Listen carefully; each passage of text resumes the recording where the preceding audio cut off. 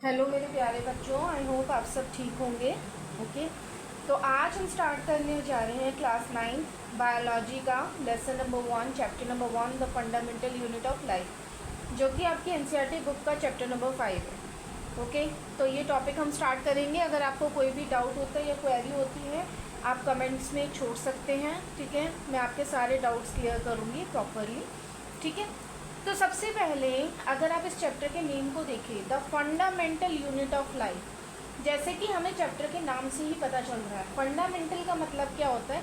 Basic. Okay, basic मतलब जो किसी एक चीज़ का बेस हो, किसी चीज़ को बनाने के लिए जो बेस हो, that is known as what?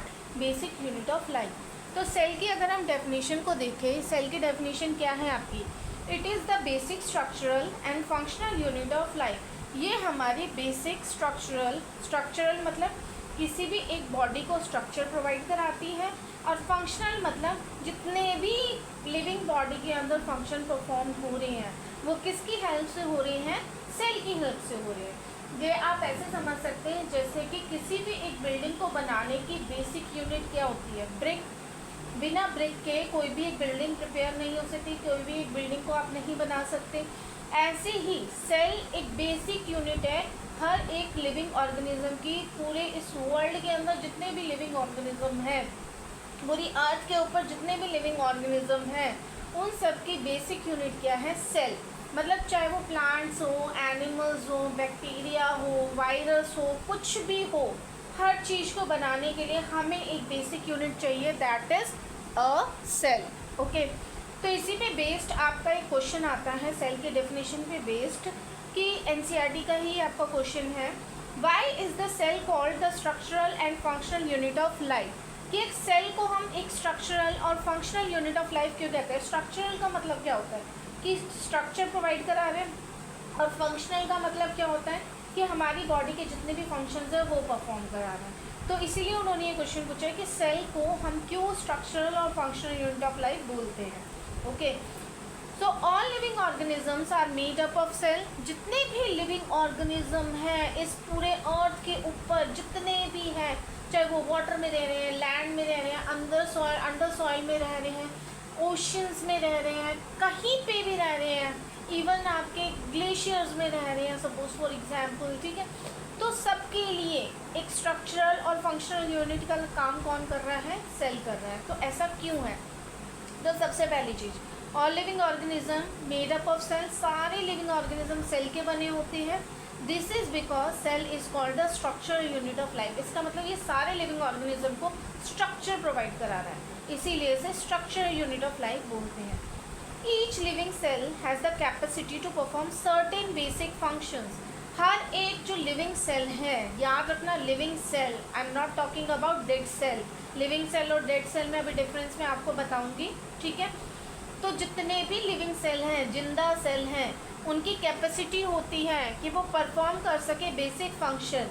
जैसे कि आपका जो है जितने भी ऑर्गेनिज्म के अंदर फंक्शन हुए हैं, movement, excretion, digestion, energy production, circulation, जितनी भी चीज़ें किसी एक लिविंग बॉडी में परफॉर्म हो रही है, वो कौन परफॉर्म करा रहा है?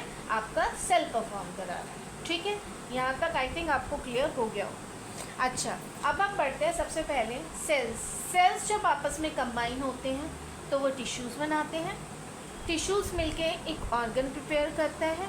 ठीक है, टिश्यूज़ ने ऑर्गन प्रिपेयर करा, बहुत सारे ऑर्गन मिलके क्या बनाते हैं? एक आपका ऑर्गन सिस्टम बनाते हैं, जैसे आपका excretory system, digestive system, circulatory system.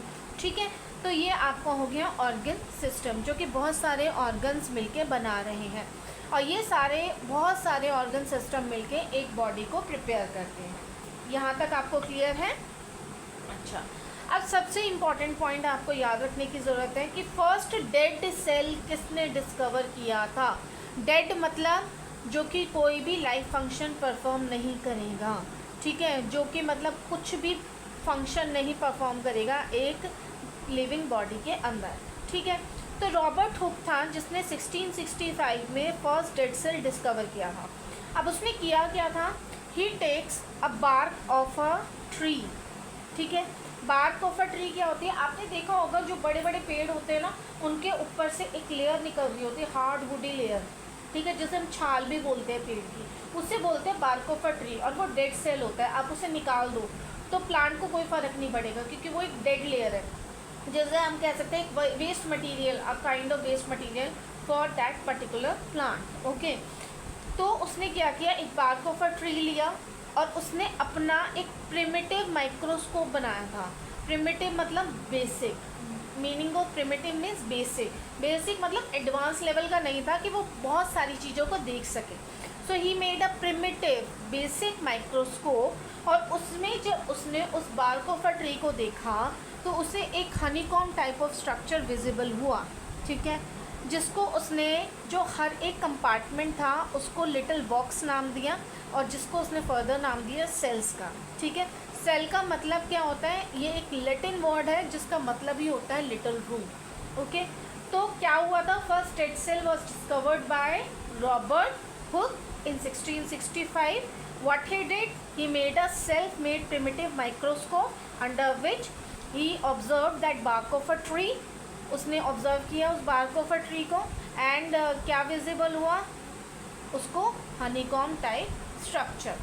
I think आपको यहाँ तक क्लियर हो गया होगा। यहाँ तक कोई डाउट है तो आप लोग कमेंट्स में डाल सकते हो और मेरे से पूछ सकते हो। नेक्स्ट टॉपिक हम करेंगे नेक्स्ट क्लास में। Thank you, bye bye.